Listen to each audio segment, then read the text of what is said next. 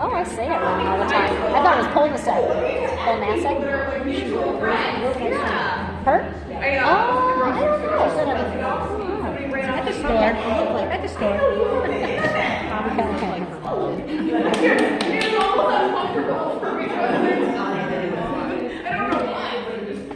Did they start that up? Just so you know, this is here. Maybe it didn't click. Is anybody going to Novacare? Okay, there you go. I thought that might be. Yeah, there we go. That's it. They fixed my vertigo. They did? Yeah, there's a vertigo guy there. If you ever heard vertigo. Was it Scott? I have Scott's the I have to best. stop him. You have a cell phone. He's the best. He's a vertigo guy. If you ever have vertigo, do not live with it.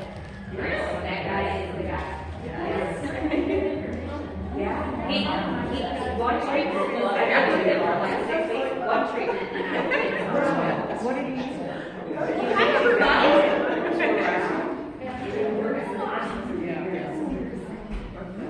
Felt like I heard it go into My name is Mandy. I am a doctor of physical therapy. I've been practicing for about 19 years doing pelvic sore, pregnancy, postpartum for the last 9. Used to live here in town, work here in town. I'm married, man, and now I live up north, and so I treat all of my pelvic floor people all 100% virtually. So I treat all sorts of things that we're going to chat about today. What are you guys? I kind of let you lead where we take this. So tell me like your symptoms, concerns that you were like, oh, a pelvic PT is coming. I want to learn about this. Does anybody have anything specific? Don't be shy. Should I list them and then you raise your hand if you have it? Sure. All right. How about peeing your pants with running or jumping? Ladder urgency, like I gotta go and I gotta get there right this second. Okay. Difficulty emptying or starting the flow. Okay. How about painful sex? What is it? Painful sex. Oh, that. What? So you don't have to raise your hand for this one if you don't want to, but very common pelvic floor symptom is difficulty having an orgasm. I really freaking want to, I feel like it's there, and I just can't do it. Things like constipation or hemorrhoids. Anybody struggle with those? Constipation or hemorrhoids? How about pelvic prolapse, where it feels like something's falling out of All right, so the most common things that I see with lifting weights, with CrossFitters, I'm going to just say this. If you go onto Google, they're going to say, don't do CrossFit if you have pelvic floor dysfunction, and I think that's crap. Because I'm never going to tell somebody, don't do what it is that you want to do. You can pull clothes out of the dryer bed. You can get out of bed, right? There's all these things you can do that are going to get off the couch, yeah. So there's pretty much everything we do in our daily life, your pelvic floor has to work. So if somebody's going to say, don't do CrossFit, don't lift weights, don't go for running, they might as well tell you, don't wash your dishes, don't take your clothes out of the dryer, don't put your shoes on, no dishes for me. So most common things I see with weightlifters, CrossFitters are diastasis recti. Anybody familiar with what that is? So abdominal separation, where you're like getting up and you see this alien popping out of your belly, and it's like a donor race. Anybody ever notice that? Yes. Okay. Bladder leaking with running, jumping. Pelvic prolapse, that's another common one. Do you know what prolapse is? Coming out? So I had prolapse after both of my kids. My kids are 2 and 4. I had a bladder prolapse. And I would just be standing there washing dishes and I felt like something was falling out of my vagina. I couldn't stand there for very long. I had to go lay down. Right? I'm like, I'm a pelvic PT. Why is this happening to me? I did all the things right. I was on bed rest with both of my kids because I was so sick. So we lost our first at 19 weeks. And so then they put me on bed rest for my other ones. And I was like, I did all the things. I did my exercises. Why do I have a prolapse? But it feels like something's falling out. So there's 4 grades of prolapse. One of them is, hey, I just feel a heaviness. That's grade 1. Grade 2 is where I was, where I could like feel something when I was wiping, like, oh, what is there? What's hanging out? Grade 3 is you actually gotta push it back in. Grade 4 is it's all the way out. It's attached, but it's all the way out. So one of my very first ever pelvic floor patients, he said, okay, we're gonna go ahead and do a cough for me. And her entire bladder fell out of my hand. It was attached. It was right there. I was like, okay, here we go. Let's call it out. She had surgery, had it repaired, and then came to see me, but nobody ever told her, hey, this is what you're supposed to do to not make this happen again. So she went home, she lifted her chicken feed, and then all the surgery repair was totally just done. And then I also see constipation and painful sex. Those are the most common things that we see. So a lot of you raised your hand with running, jumping, right? So I want to talk about why that happens. Do you think your pelvic floor is weak if you're leaking in your peeing pants? Yes. Okay. Usually not. It's usually the opposite. So I want you to picture how my arm works. My arm is going to bend fully when I'm drinking coffee. It's going to tighten. It's going to extend out when my 2-year-old's running with jammies. And I'm like, get back here, buddy. But in typical activities, I'm typing, I'm reading my kids' books, I'm washing dishes. My arm's in this middle ground. It doesn't hang out super tight or super long or super relaxed or very long. So your pelvic floor should do the same. If these are your muscles, they should live here. They should tighten for running, jumping, coughing, sneezing, having an orgasm. Come back to here. They should lengthen for peeing, pooping, putting a tampon in, having sex. Come back to here. But instead of living here, they live here. Oh. They live too tight. So then you go to jump and your muscles have nowhere to go. They're like, oh, got nothing left. I don't have anything to help hold that in because they're already super tight. They're tight for a variety of reasons. One, hey, I've been peeing myself, so I'm holding those muscles tight because that sucked. It was kind of embarrassing. I don't want to leak. I don't want to smell. I don't want to change my underwear. They can be tight from changes in pregnancy, even if it's 30 years ago. My oldest patient that I ever saw was 96, and she was still having leaking. Her youngest kid was 60, and we improved her symptoms in 8 weeks. She still leaked a little bit, but part of that was like mobility. I can't get there fast enough. But so 60 years later, she was still having some of these issues. It can be from posture. If you're like me, I drive with my left foot on the dashboard. So I have this asymmetry in my pelvis. I've got this tightness on one side versus the other. I drive 3.5 hours to get here, and my foot is on the dashboard almost the entire time. My husband gets so mad at me. It's like, I am too. You're mad at me too? This is my theory. My theory is if I were to hit somebody, this leg would be good. I'd be like, it's just going to get out of the way. This one's going to get smashed, but I'm going to have the same one. No, it's gonna dislocate. It's gonna dislocate and break. I know how this happens. I'm seriously. Yeah, no. That's bad. I mean, what's the, Why do I put my foot up? I have no idea. does it just feel better in your back, or I don't know. you just? When I'm in the passenger side, I always have them up. I do that on the passenger. I can't stop myself. It feels better. It's so comfy. I can't take my shoes off. It's a more than 10-minute drive. My shoes are off. My feet are touching. Picture like you're always sitting on the couch. Airplane rides are hard. Leaning on this side. So then this side's always tight. You always cross one leg when you're sitting.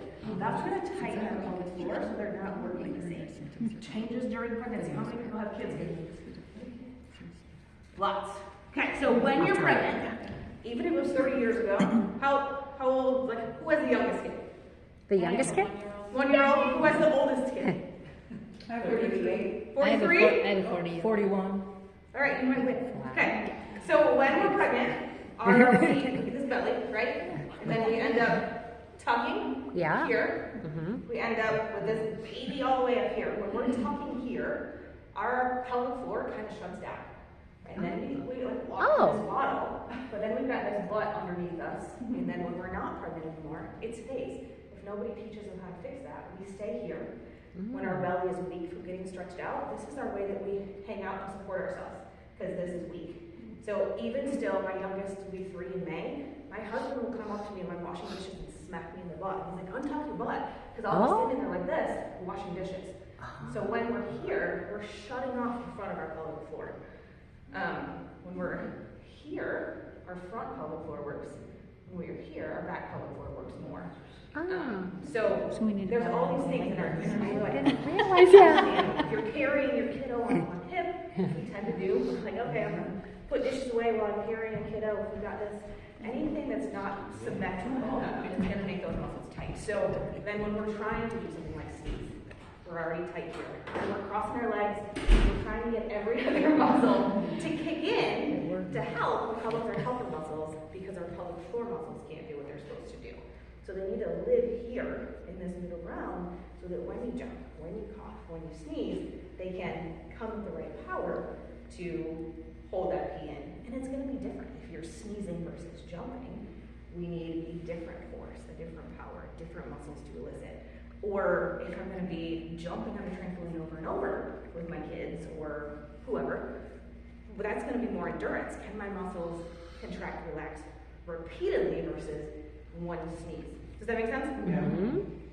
Who said urgency? I gotta get there right now. I think that's true. Okay. Yeah. So that is more of a brain bladder disconnect. That is less about the muscles and more about the connection between your brain and your bladder. So at 50% full, it should send a signal to your brain, hey, that says, hey, I gotta pee. I need to get there casually and calmly in the next 30 to 60 minutes. But our brain gets confused and it hears, okay, I better get there right now. So it's like me with my husband, his name is Brian, and I'll say, hey babe, can you wash the dishes? He'll say, yeah, I can do that. I'm the brain. I mean like right freaking now. Let's wash the dishes. Yeah. We have That's a boat me. shop in our basement. He's like, I'm gonna go work in the boat shop. I'm gonna take a nap. I'll get to it when I get to it. So my husband and I, we have the same goal, but our timeline is different.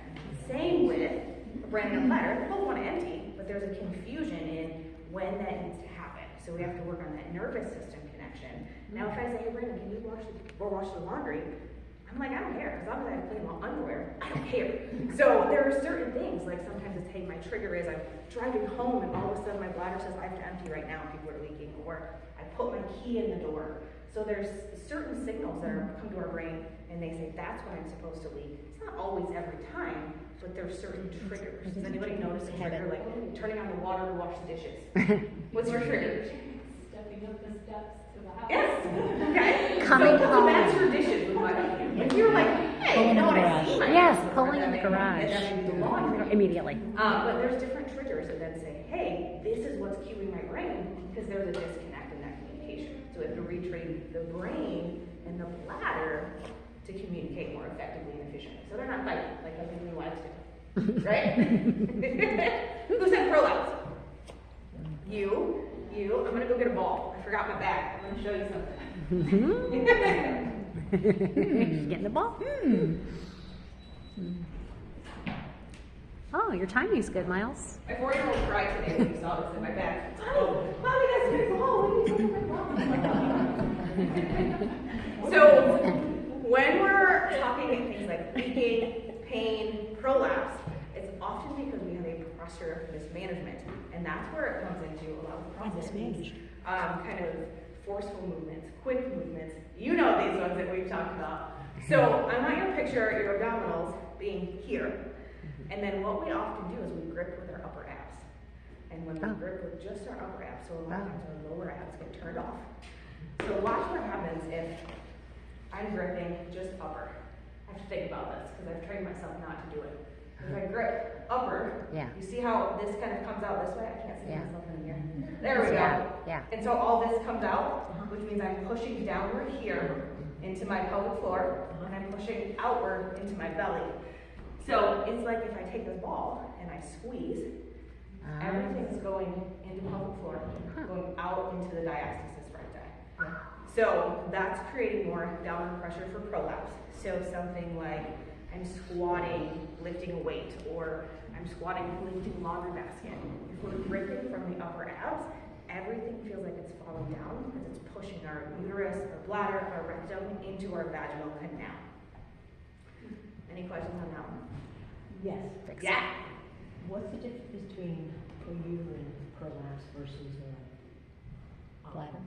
You know, the different types of prolapse. Yeah. It could be your uterus, it could be your Bladder? bladder. Mhm. It could be, Yep. and how do you signify the difference between them? Can you tell the difference between them? Because like I have no issue with no pee or holding or any of that. So Yep. it feels like that's a non-issue. So I'm just curious what the other stuff is. Yeah. So with the prolapse, there's 3 major ones. Right. One is your uterus. If you have a uterine prolapse, what it feels like, it's gonna sound funny, but if you were like going to the bathroom and you wipe, it feels like the tip of your nose. It feels like cartilage. It feels like this pressure. If it's your bladder, it feels like you're pushing on a water balloon. It's more pink. You can kind of feel that. Now, from my perspective, I could look at it and visualize, but from you saying, hey, this is what like for somebody checking themselves, does this feel like I'm poking the end of my nose? A rectal prolapse has more trouble with pooping. can I empty? Do I feel like I'm straining? Do I feel like I have to put a finger in and push backwards? So Yeah, I have that. okay.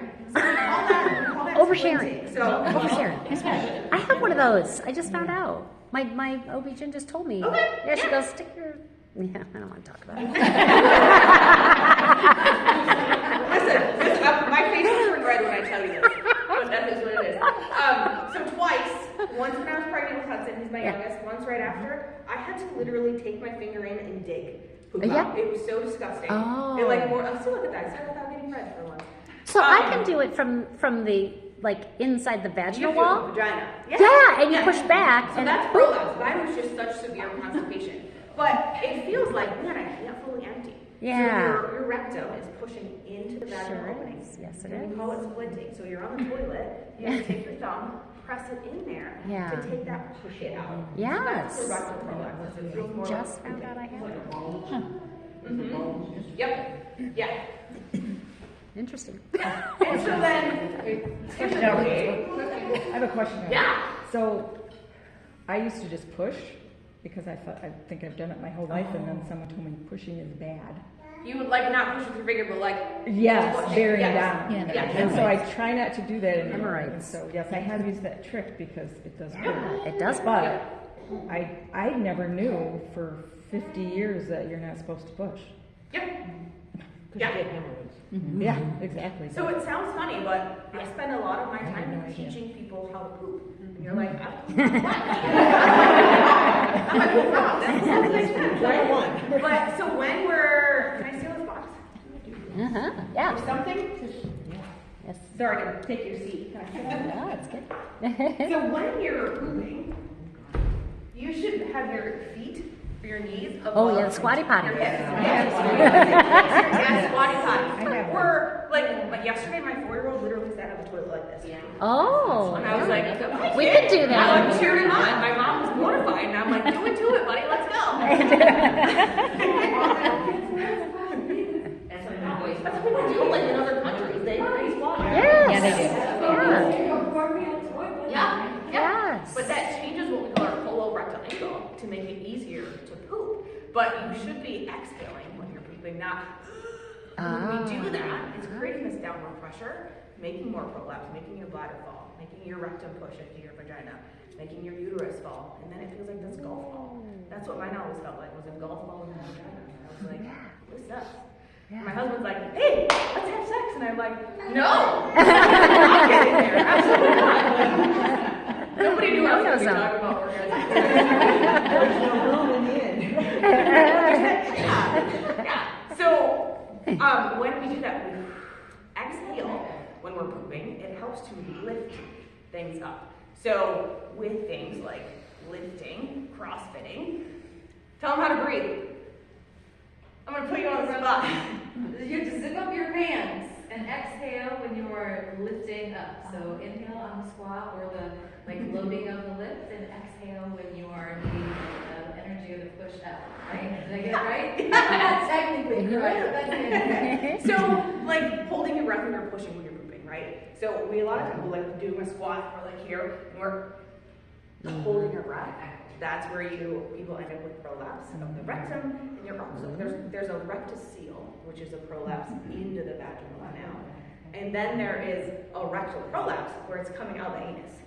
And that's what you see on heavy weightlifters. There's videos all over the internet of this guy just prolapses rectum. Right? Which sounds terrifying. But so when we're here, when you're lifting something heavy, it's inhale to get down.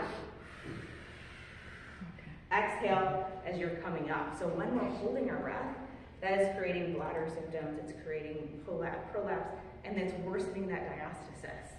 Who's ever been tested for a diastasis before? Or done a self-test? Let's do it. Let's lay on the floor. Okay. Let's get moving. Nobody wants to just sit and listen to me talk. It's way more fun to try stuff. All right, so you're going to lay on your back with your knees bent.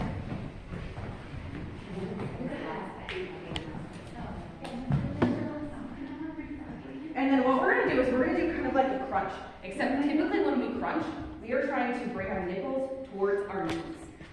Yes. Nipples We'll too. all take your nipples today. So I want your nipples to go up towards the ceiling. And you can set up and walk me first if you want. I should have showed you first. So when we do this, instead of like your nipples, our typical crunch is like this, where I just point this way. I want you to lift your nipples up towards the ceiling. When you do that, we are looking for what's happening here. So as you lift nipples, your fingers shouldn't sink in at all. This should be a firm hold, or a firm spot. After both of my kids, I had a 3-finger width where I could dip my fingers way down in. So try and lift your nipples, and then see if you can press your fingers down into that space. And if anybody wants me to come poke on your belly, just let me know. Mine's I got fat, so how can you tell? Come test it. Yeah, come test it. Come test it. Who's like an ass before I just come poke it? Does anybody feel like they have the gas? You? Come back down and go for me. One thing you look at your lungs. That's good. Okay. Anybody? It's just like a little fast. Yeah, I was gonna say, does that count?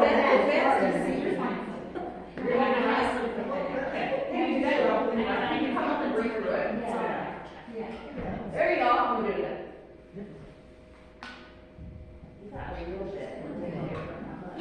And what does that mean? You got the 3-finger deal going?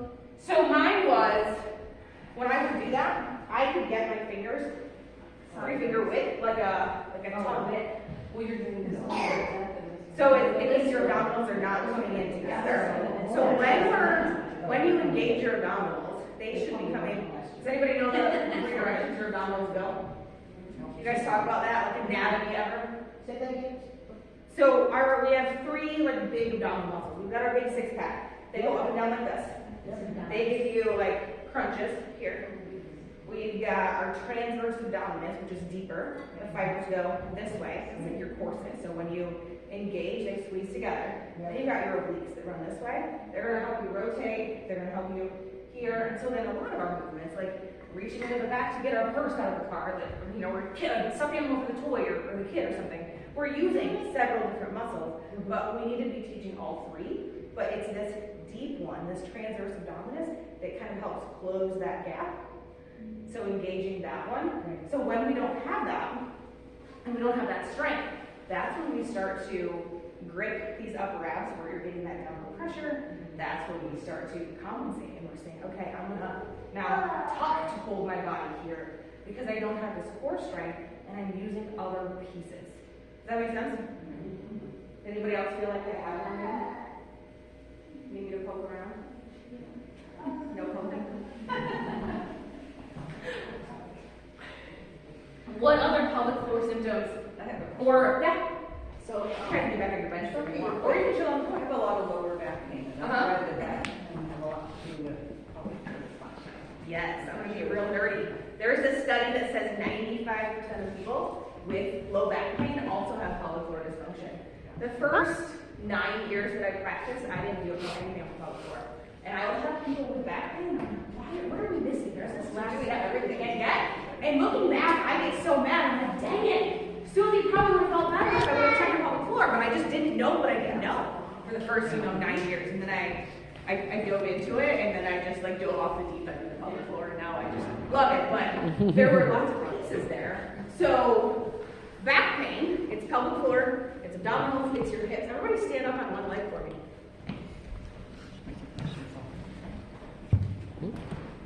I want to stand on one leg like this.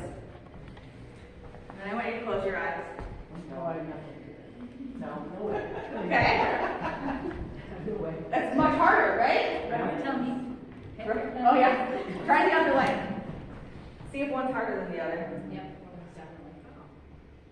Not what I expected. So when we take our vision away, it makes us really work on where our hips are. So it's our balance and our vestibular system. But it tells us, do I have this weakness in my hips? Do I need my eyes to help keep me upright? Can I do it with just my muscles? You should be able to close your eyes and just stand here, right? And not go anywhere.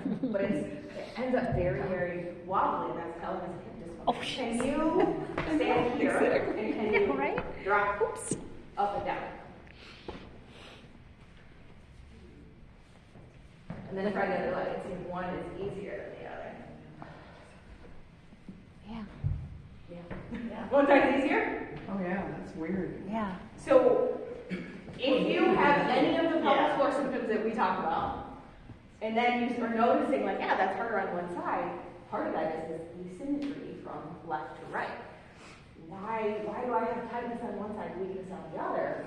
So that can I make this more symmetrical? Now, if I have a tight muscle on one side, a weak one on the other, and I go to sneeze, I've got one side that's trying to kick in, the other one that's fighting. So then we're ending up with this leaking. Does that make sense? Mm-hmm.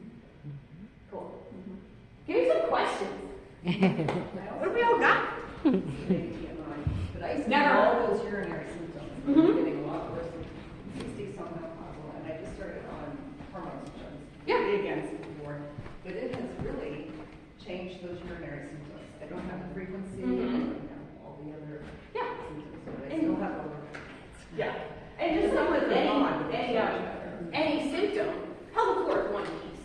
It's never like this is one and done. So people often think, hey, when it's my pelvic floor, I just do Kegels. Which often makes it worse. Oh my god. I've only ever seen you in pictures. So we also think, hey, I need a Kegel. But Kegels are making it worse because it's making it tighter and tighter.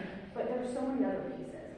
How do my pelvic floor muscles interact with my abdominals, interact with my butt, interact with my back muscles? How is my pelvic floor and my diaphragm working together? My pelvic floor and my nervous system, my circulatory system. How is my stress level affecting it? So when we're stressed, we hold tension in our pelvic floor. Whoever is like, man, I need a good shoulder massage, I just want to go to a masseuse. Anybody? Oh, yeah. So when we got this here, and we're like, oh, I've got this knot in my shoulder, you probably have knots in the pelvic floor too, because we hold that tension there. And so then all of these other pieces, if we say, okay, I'm just going to go to a pelvic PT and I'm going to lay on my back and do some exercises, you're not going to get better because you're literally working one piece. If you went to your doctor and said, hey, my knee hurts, and they just gave you some kicks to bend and extend, you'd say, wait, but what about my balance? How's it affecting my foot? What about my hip? My core muscles are affecting my knee. If I have a weak core, how am I going to run this 5K? What about my balance? What about my foot posture? So when we're evaluating pelvic PT, I look at somebody's foot all the way up to their head. So who here works like at a desk where you're sitting a lot of the time? Okay, so typically we are here at a computer. We've got kind of this like crunch posture, or like not upright a lot, right? So if our ear hole is in front of our shoulder bone, then we've got this dysfunction that affects our jaw because our neck is wrong. Anybody have jaw pain? Yes.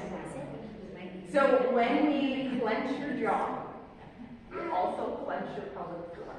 They clench together. So if you're clenching at night, if you're at work and you're like clenching because you're stressed, this also clenches. So if somebody says, yeah, my pelvic floor is really bothering me, and I'm not looking at your neck and your jaw, then we're missing a piece there too. Who knows your jaw and pelvic floor was connected? It starts like in like embryonic stages. And then as you grow, but there's all these fascial lines. So picture like the chicken, when you're like picking that like white stuff off the chicken, that like connects from your jaw all the way to your pelvic floor. So if you've got one that's pulling, it's pulling everywhere. What was your question? Okay, so, yeah, this is really putting it out there. But my question is your pelvic floor in charge of your vagina and your rectum, all of that? So is it all the same? Yes. So pelvic floor, you have muscles that are like where you can say, okay, let me contract the pelvic floor. Everybody try and squeeze your pelvic floor. Now I'm going to try and squeeze your butthole. Oh, the same thing. Same. Yeah. Can you do it separate? No. Wait. Yeah. I seem like I'm missing the backside. I'm on door, but. So if I turn the front on the bench, let me try something. So I want everybody to lean forward, please. Put your elbows on your knees and forward. Oh wait, just so you're gonna be on the bench. I'm on the bench. Okay. Yeah. I'm pretending I'm the bench. Now I want you to contract your pelvic floor.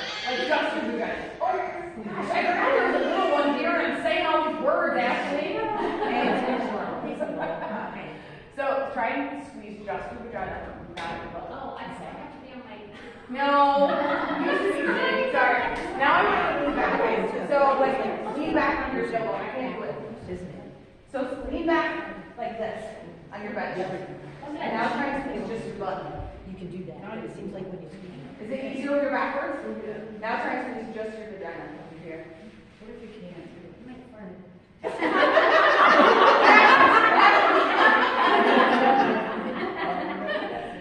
So when there. Is there going to be a test after? Oh, yes, I'm emailing everybody a test and you all have to pass. So, 20 questions, multiple choice. Are you supposed to be able to separate? It's like a Yes. one-man band. So if I'm sitting here, because I train mine, I can do vagina, rectum, vagina, rectum. It's hard when I'm talking, but I can go back and forth. It's really hard to go back and forth. But I've trained mine to do that, but you should be able to. Because think, if you're like, who just had my fart? I did. So, picture you're like up here, you're teaching class. You're like, I want to be able to not have that happen in the middle. You want to be able to squeeze your butt muscle so that doesn't happen. Right? Yeah. So we should be able to do that because yeah. Because if you're exercising, you must say, hey, I'm going to go out and do a squat. Your pelvic floor should relax right here. Your abdominals should relax. So when I come here, if I relax my belly, which nobody wants to see, right? We don't want our belly to relax. But we should come down to a squat. We should relax. As soon as I come up, we want to contract. But what we do is we hang here. We tighten all the way down. We tighten all the way up. Any exercise you do, literally everything, you should relax on the inhale, contract on the exhale. So whether it's a squat, whether it's a box jump, I don't know all the CrossFit terms, but we want to be able to engage, relax, engage, relax when we're doing those, inhaling and exhaling. So, what was the one that you really struggled with? Something on the bar. And then the more complex movements like clean and jerk. Just so you know, Ashley does not struggle with anything. We all watch her like, Right. But did you? When I made you breathe the right way, it's were hard. you like, I holy? can't do as much weight. I have Yeah. to drop the weight. So you were doing one where you were bringing your knees up. What was that one? Oh, knees to elbows on the bar. Okay. So when she does that, if you're here and you're doing knees to elbows, it should be this. You're trying to belly relax, exhale, engage, inhale, relax. But when she was gripping the whole time, do you care if I talk about them too? So I want you all to stand up and try to engage your abdominal muscles for me. Now when we engage, we should engage from here. So it should be like zipping up. So typically when you engage, you're keeping here. You all engage up here, this part doesn't go. But it should be like, I have a zipper right here, and I am starting from the bottom, zipping all the way up. Okay? Or like visual helps. yeah, you know. Or like getting in a cold pool. Picture like you go down the first step, and you're like, oh, let me engage that. I'm going on to the next step. Yeah. I'm bringing it a little higher. Next step, engage a little higher. So we often do the opposite. We engage from top down instead of bottom up. And then our pelvic floor gets left behind. Because we go kind of up here, this kind of loses it, and our pelvic floor says, oh shoot, I'm not doing anything. But, so here, it would be, so arms up, right? You're bringing these up like this. So, I'm sorry, you didn't have to do that. I was asking a question. I know, everybody, we're all So, it's belly comes in, pelvic floor lifts as your knees come up. As your knees go down, your pelvic floor should relax, your belly should relax. And you're breathing out. You are breathing out for the hard part. So as you're coming up, exhale, engage, inhale, relax. Instinctual, when you're doing a box jump, you describe the breathing and the. Yeah. Exhale, yeah. So you breathe out when you're doing the hard part. Yeah. That's So very like, box box jump, jump, you're that's where they try. I was gonna say, yeah. Here's So what what do you do? jumping. All right, coming back here. Okay, come around here. Oh, sorry. What if I can't get up here? I lost my shins today. I'm like, And as you do it, you describe the breathing. yeah. So as you come down and prepare, you're gonna inhale, relax your pelvic floor. Relax your floor. As you come up and exhale, engage, inhale as you land. So it's really quick. So So inhale, relax. Exhale. up, inhale as you land.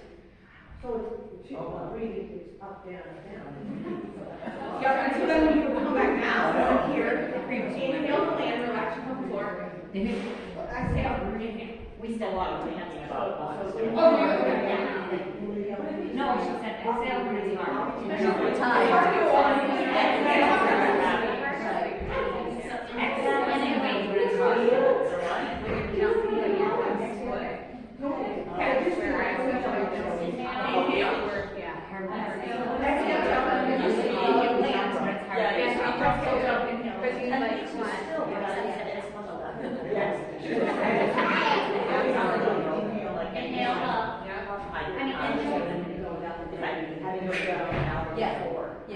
So if you're just jumping and not even on box, it would be inhale, prep, exhale, inhale. Exhale. I'm trying to prevent the feel of the. Yeah, yep. And it's a lot. So as you're doing it, you wouldn't go through like jump. You'd be like, okay, so I'm gonna inhale, I'm gonna step. Exhale, engage. Inhale, relax. So we wouldn't ever go, if somebody has prolapse symptoms, we would never go straight into a jump. You have to be doing a lot of things before you can even jump, before we would start with that. Does that make sense? Like there's a lot of basics before that. Or like running. Who pees when they run? I'm out of breath, guys. I don't run. What's that? Okay. Yeah. Jumping jacks.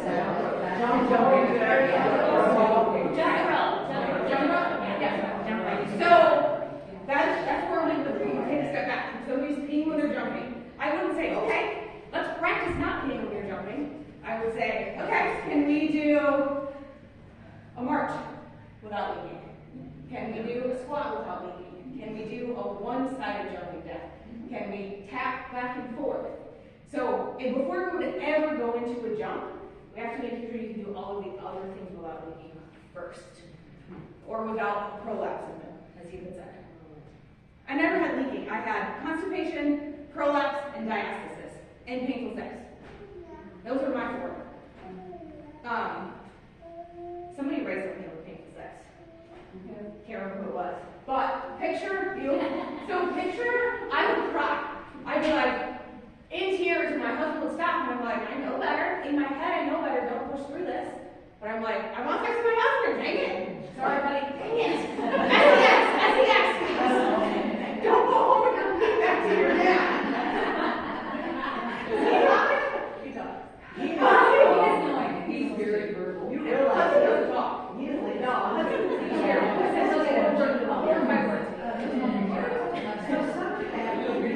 Your dysfunction in muscular dysfunction, some of it could be post-medical. Painful sex here. Yes. So when there's muscle tightness, how long do you want me to talk? I feel like I think some people are going to drop at noon, but you can go 12:15. How's that? okay. So when there's pain with that, it's typically because their muscles are too tight. We talked about with pain. Muscles are too tight with pain, muscles are too tight with prolapse. So what's his favorite toy right now? Yeah. Okay. So let's say he leaves a toy in mom's bedroom. She gets up to pee in the middle of the night and she steps out this toy car. And it really hurts, right? The next time she gets up in the dark to pee, she's gonna remember, oh man, little mister left me a surprise. I'm gonna like shuffle through and make sure I don't have anything. Because her foot remembers, her brain remembers, and she's gonna, I don't want it to hurt again. Same thing with sex. If we're tight and it hurts to have sex with our partner, our brain's gonna remember that, and the next time it says, I'm gonna tighten more. And to protect it. But because I'm tightening to protect myself, it's now causing pain. It's causing tightness, tightness is causing pain. It's this cycle. But when we're doing things like lifting, when we're crossfitting, we're tightening those muscles. So just the workouts themselves, if we're not doing them the right way, contracting and relaxing the way we should, can cause pain in other activities, tampons, intercourse, OB exams. And then you mentioned it's not just that. It can also be like, hey, what's my nervous system? Do I really want this? I can't just say it's just the pelvic floor, and I feel like connected to my partner. Am I getting enough sleep? Am I getting enough rest? And what's my stress level like? So there's all these other pieces. But with menopause, it's vaginal dryness, right? And so typically our muscles get tighter. When they get tighter, they're compressing on our nervous system. They're compressing on our circulatory system. So then our nervous system is saying, I I'm irritated because they're tight, so that it's difficult to get aroused. It's difficult to self-lubricate because we're tightening on that circulatory system. So if we can teach those muscles to move like they should, then that helps with self-lubrication, it helps with arousal, so that you can, because sometimes it's like, I want to want it, I just don't. But I want to be here. So if we can teach those muscles to wake up. But again, there is the hormone pieces. What's my nutrition like? What's my sleep like? There's all of these other like big picture that we have to pull in the pelvic floor to help with those.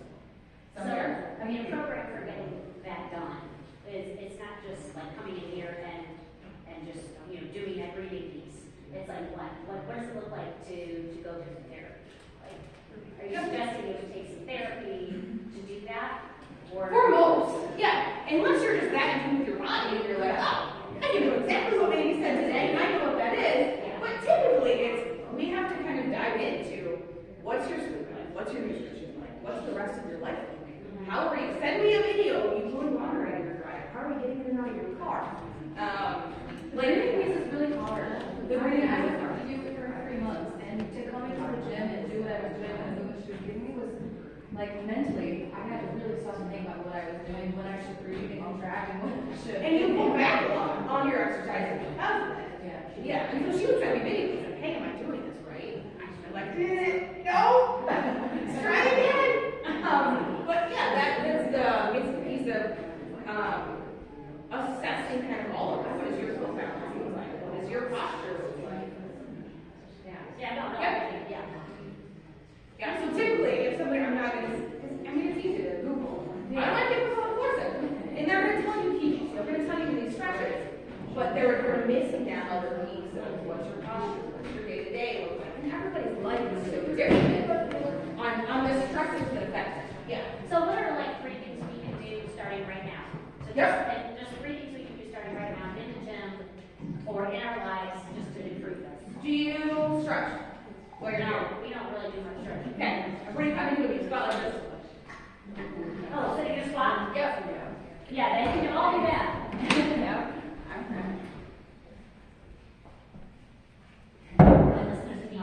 So every time you're brushing your teeth, you're waiting for the water to boil, drop down into the squat. This is the #1 best position you can get into. Does it bother anybody's knees? Yeah. It won't after a while. So this is my absolute favorite, and your heels should be able to touch the floor. If you are here and you can't get your heels down, it's telling you that your calves are tight. When our calves are tight, that affects our pelvic floor function as well. This is great. This is what we do every day, all the time. I just do it throughout the day, like while you're brushing your teeth. So 60 seconds while you're brushing your teeth. Drop down into the waiting for. What's that? What does it do? So this is stretching your pelvic floor because those muscles are so tight. This is helping to. So we want to make sure that we do that. Yep. So when you're here, breathing, not looking to rest, and don't try and Kegel when you're here. You should be opening your vagina with a flower. Make sure I'm opening my vagina when I'm here. If you can't get into this position and it hurts, come here. Don't brush your teeth like this. So, #1, stretch. All right. And then when you're doing activities at home, exhaling when you're lifting something heavy. So let's say I'm going to move the couch to back underneath it. You're pushing the couch. Exhale, engaging forward to pelvic floor. So anytime we're doing something heavy, it's making sure that we're breathing out and not holding our breath. Because our tendency is to hold breath when we do heavy things. So next time you guys are squatting or lifting, he's fine. He's fine. I like these stuff. Hey, whether it's at home, whether it's here, make sure you're breathing when you're doing things. And then I want you to check your butt posture and your abdominal posture. If you're sitting in your car, am I gripping my abs? When you're, I don't know, sitting at church, sitting at your desk, wherever you are, am I gripping? Because we tend to, as we're sitting, we're like this. We're gripping this top without even thinking about it. So set an alarm on your phone. And be like, oh, every hour I'm going to check. When I'm washing dishes, when I'm cooking dinner, am I tucking my butt? So, ungripping and unclenching, dropping into a squat, and then breathing out. Now, when I count 3 goes. Wait, I'm not.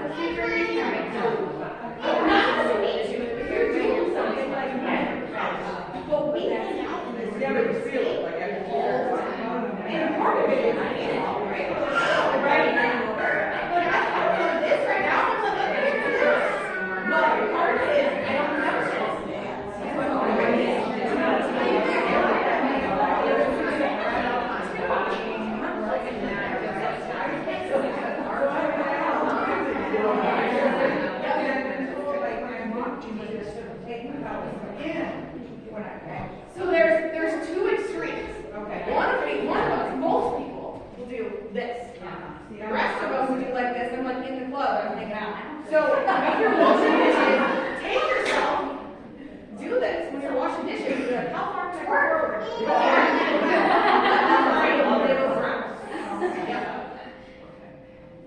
What were you gonna ask? Oh, I was just gonna say with the butt, with like tucking your butt, when you lift a lot, you can practice with me on the lifting. So when we do a deadlift, when we get to the top, we tuck, like, you notice a lot of times we'll tuck our butts. Yeah. The step and not doing that is really hard. Yeah, so when you're looking at this, for example, Yeah. here, coming up, you should squeeze your butt, but not tuck. So when we tuck, which is what I'm doing, we come up and we're like, ugh. Yeah. When we do that, the back pelvic floor turns on, our front pelvic floor shuts off. And not completely off, we're never gonna turn all the way off, it's not working nearly as hard. So we're getting this tightness in the back pelvic floor and weakness in the front pelvic floor. So we can have asymmetries left to right, like from my driving, or front to back, if we're always coming up and So would you suggest for us to do Kegel exercises to strengthen our lower abs for all of this? So Kegels don't strengthen your lower abs. Kegels only strengthen your pelvic floor. Okay. But what we should do is your pelvic floor should be in your core. But for most people, I would not start with Kegels. I would want to start with relaxing pelvic floor first before we ever start to Kegel. Like squatting. Yep. Okay. Yep. Yeah, which is the opposite of what the doctor usually tells you. Yeah. Yep. Yes. And that's just like that. That's not for expertise. I know. I had somebody tell me once, my doctor told me to do 1,000 Kegels a day. I'm like, if you're, said doctor, my knee hurts, and they said do 1,000 squats, you walk out. Right. Because then you're doing that. Yeah. Yep. Yep. And so that makes it worse because then you're ending up. And there's like 80% of women who do wrong. Because you can tighten, but you can't relax. So it's like doing a bicep curl. Right. And I hang out here and I don't know how to come out of it. So we just stay. Yeah. What's your biggest struggle? Like body-wise, like is it like your butt muscles, your abdominal muscles? Where do you struggle most? Your back muscles? Like where do you feel weakest? Yours is your back. Stomach. Low back. My right cheek. Right cheek. Okay. Who has their cell phone on? Everybody grab your cell phone. You're gonna text me your email. And I'm gonna email everybody my top like 8 exercises for back, butt, abdominals. You know you're gonna be my phone now. I'm here. Text me anytime. You're like, maybe I was kidding when I was doing CrossFit. Mandy help me. This is Mandy help with how to cook. So 517. Oh, sorry. 258. 0132. Text me your email address and your name, and then I'm going to email you a video of my favorite polar blood results. I just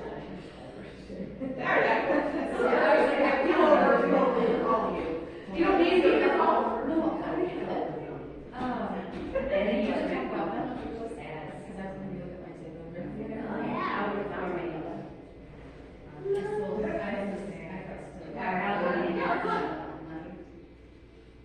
Good to see your face in person. Zero. I don't have to look at your Well, I worked at the neighborhood strength, but it like changed in that. It went to my next level. And then it came back. I love my voice. It's so happy. See? That's awesome. How old is He'll be 6 up to myself. He'll be 5.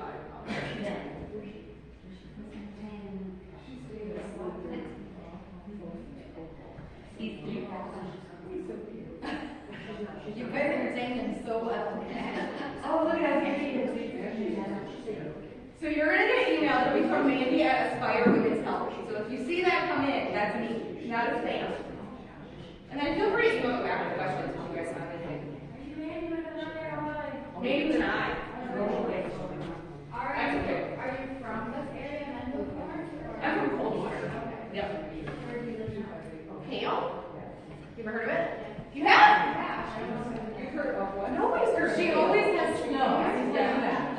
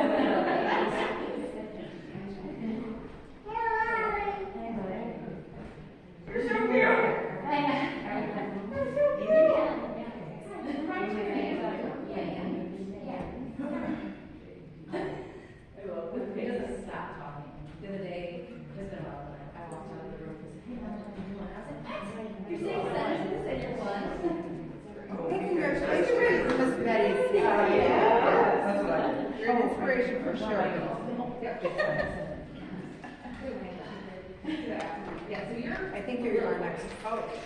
No, I don't know. Dang it. You definitely crossed my mind because we have a. I can make it a consistent. That's all I when you talk and, I like to. Yeah. You can get it. Yeah. That's what I want to be there anyway. So how is it?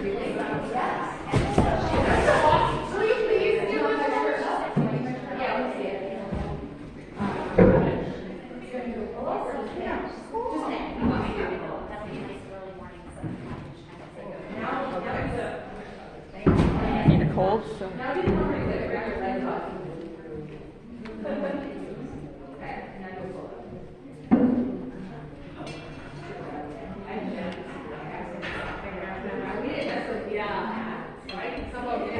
We just have to remind each other to breathe now. Be like, protect your mouth and floor, breathe. Because like, you know, I never.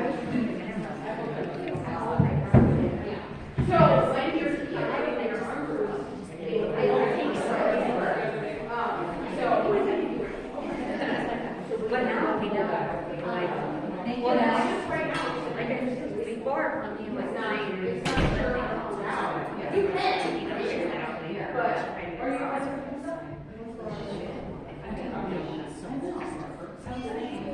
are you?